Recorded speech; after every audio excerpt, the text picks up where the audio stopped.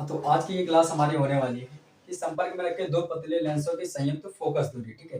Combined focal length हमको निकालनी है और वो भी थिन लेंस होंगे, टू लेंसेस, ठीक है। और दोनों के दोनों हमारे पास कॉन्वेक्स लेंस होंगे और इसके अलावा हमें इसमें एक और चीज़ निकालनी होगी जो कि हमारे पास होगी, वह जो लेंस की क्षमता है वो कैसे निकालेंगे वो भी हम यहाँ पर निकालेंगे अभी।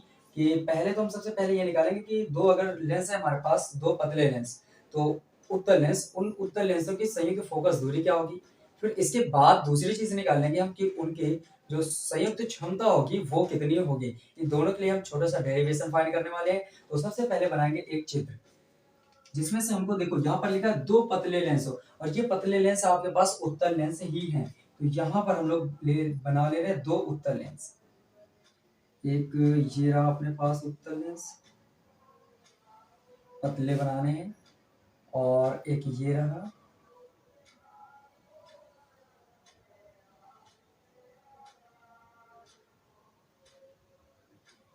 ये दो पतले लेंस हमने बना लिए और ये टच में भी रखें और इस तरह से ये इनकी हो गई मुख्य अक्ष।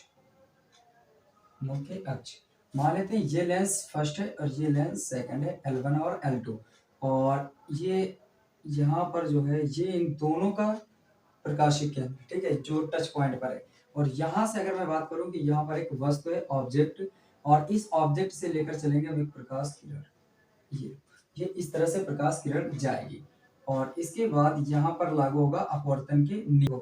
अपवर्तन के नियम के अनुसार ये उत्तल लेंस इस प्रकाश किरण को क्या करेंगे, मोड़ेंगे। और जैसे मोड़ेंगे तो हम लोग ये मानेंगे कि ये ऐसे मोड़ता तो ये सीधे ऐसे होते हुए और यूं होते हुए यहाँ निकल जाता है और वहां पर जाकर मिल जाता है। ऐसे हम लोग मान सकते हैं कि ये प्रकाश किरण ऐसे जाएगी और वहां ऐसे होते हुए मुड़ते हुए यहाँ पर मिल जाती है। लेकिन आपको ये पता है कि ये वाली तो इतना मोड़ेगी, लेकिन साथ में ये वाली भी तो इसको कुछ मोड़ेगी। तो ये वाली जैसे इससे निकलती थी, इसको और भी ज्यादा मोड़ देती, यहाँ पर आ जाती। जैसे कि इससे पहले आपने पढ़ा था लेंस मेकर फॉर्मूला, वहां पर आपने देखा था उत्तल लेंस एक प्रकाश किरण को लगातार मोड़ती जाती है, उसके दोनों पृष्ठ प्रकाश किरण को नीचे की ओर मोड़ते हैं। तो यहाँ पर तो दो दो उत्तल लेंस है, तो इसको और भी ज्यादा मोड़ेंगे। तो ये जो O है इसका जो आभासी प्रतिबिंब बनेगा यहाँ पर बनेगा, क्योंकि हम लोगों ने इसको बिना इस लेंस के सोचे ही इसको मिला दिया था। सोचते हैं कि अगर ये लेंस नहीं होता तो ये वाली जाकर वहां मिल जाती, लेकिन ये लेंस है तो इसको और भी डाइवर्स करेगी और भी मोड़ेगी, तो यहाँ पर आकर बन जाएगी और ये रहेगा लास्ट प्रतिबिंब आई। अब यहाँ से आपको ये समझना है कि ये आई डैश क्या है, आई क्या है और वो क्या है। इस O को हम बोलेंगे इस लेंस से वस्तु की दूरी U, और इस O का जो प्रतिबिंब बना है वो कहां पर पहले बना था, आई डैश पर। सोचो अगर ये नहीं होता, ये सीधे वहां गई होती, तो इस U का प्रतिबिंब कहां पर बनता, आई डैश पर। इसका मतलब यहाँ से यहाँ तक की दूरी जो होगी वो देखो यहाँ पर आई डैश है, आई ना होकर क्या है, आई डैश। तो इस जगह पर जो V प्रतिबिंब बनता है तो V ना होकर क्या बनेगा, V डैश। और अब मैं बात करूं इस लेंस 2 को, जैसे ये लेंस 2 यहाँ पर आया होगा तो आप ये सोचोगे कि ये जो आई डैश है, आई डैश, ये आई डैश इस लेंस L2 के लिए आभासी वस्तु का कार्य करेगा। किसका, वस्तु का। कि ये आई डैश इस लेंस के लिए बन जाएगा एक वस्तु, और इस वस्तु का इस लेंस द्वारा अंतिम जो प्रतिबिंब बनेगा आई पर, तो इस L2 द्वारा बन रहा है, तो यहाँ से यहाँ तक की जो दूरी होगी इसको हम लोग बोलेंगे प्रतिबिंब की दूरी, और इसका अंतिम प्रतिबिंब बन के आएगा V। तो देखो एक बार फिर से मैं समझा दूं, U ये है, इसका आभासी प्रतिबिंब आई डैश पर बना, तो V ना बनकर बनेगा V डैश, जिसको हम बोलेंगे आभासी। और इस आभासी जो प्रतिबिंब बना है ये L2 लेंस के लिए आभासी वस्तु का कार्य करेगा, जिसका अंतिम प्रतिबिंब इस लेंस द्वारा आई पर बनाया जाएगा, और आई पर बनाएगा तो इसको बोलेंगे V। अब यहाँ से आपको फिर से काम अपने शुरू करने हैं लेंस के फॉर्मूले से, और जो हमने पढ़ा है लेंस मेकर फॉर्मूला उसी का यूज करेंगे।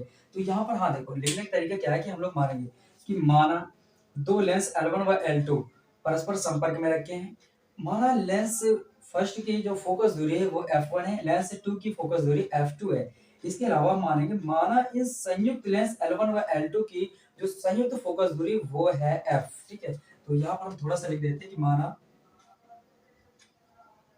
L1 की L1 L2 की फोकस दूरी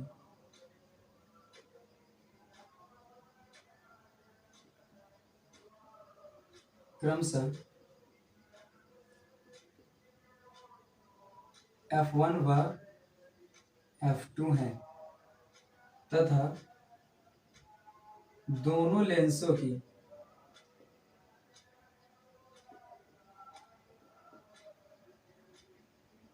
संयुक्त फोकस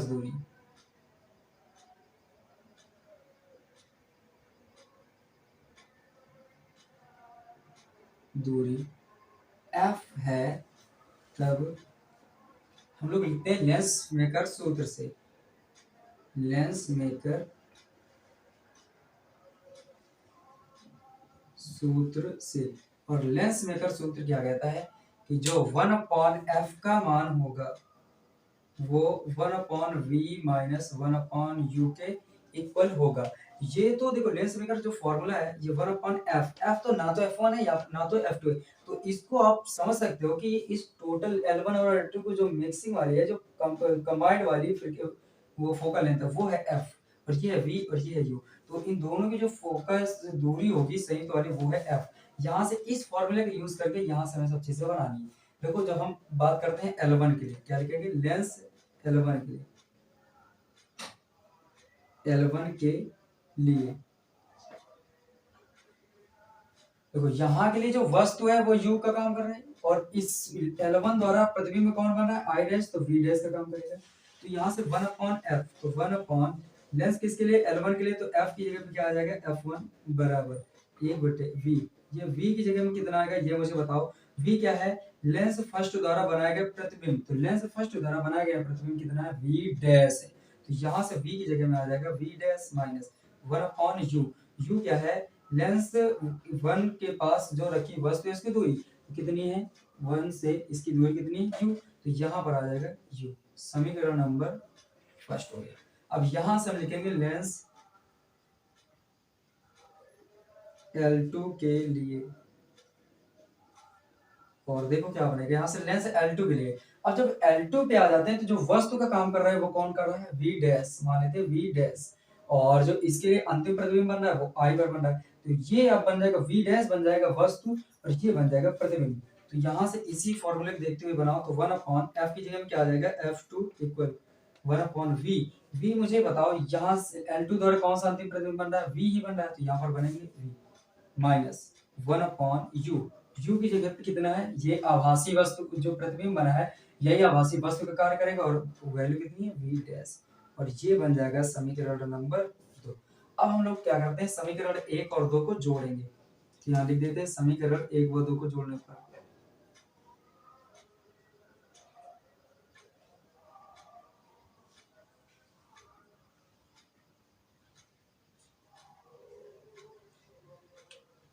देखो जोड़ते हैं, समीकरण 1 और 2 को जोड़ेंगे तो इधर वाला के साथ जोड़ेंगे तो 1/f1 प्लस 1/f2, तो 1/f1 प्लस 1/f2 इक्वल, देखो ये वाला प्लस करेंगे क्योंकि जोड़ रहे हैं सेकंड वाला, तो f2।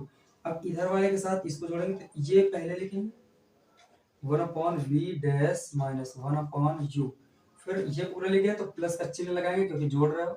अब ये वाला पूरा लिख देंगे तो 1/v माइनस 1/v डैश। अब यहाँ से आपको चेक करना है कि कौन सा कट रहा है।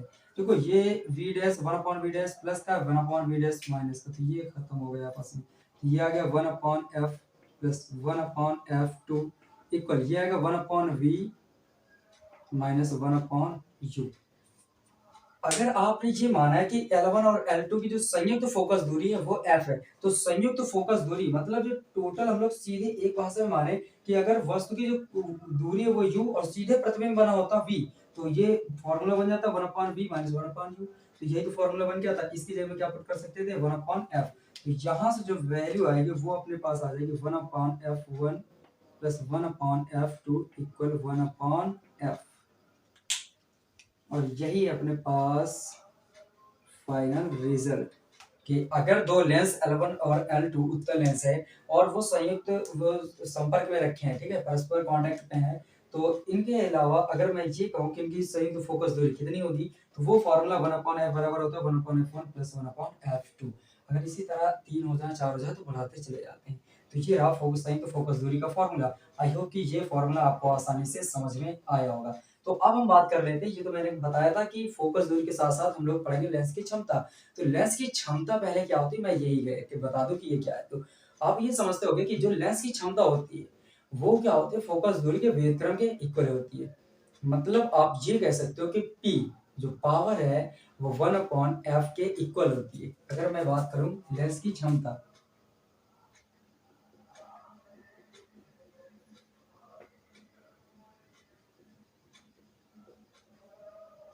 P बराबर वो होता है 1/f। क्या होता है 1/f। अब अगर मैं इस फॉर्मूले को उठाकर वहां समझाने की कोशिश करें हम, तो यहां से अगर मैं बात करूं, अगर मुझे निकालना है कि पहले लेंस की क्षमता, तो हम लिखेंगे पहले लेंस की क्षमता, पहले लेंस की क्षमता P1 हो जाएगा और 1/f 1 हो जाएगा। इसी तरह दूसरे लेंस की क्षमता निकालें,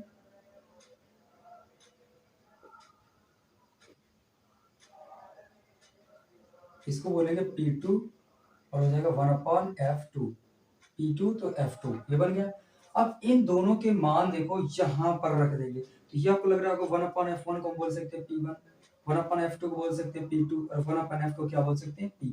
तो यहाँ पर लिखेंगे परस्पर संपर्क में रखे, अतः संपर्क में रखे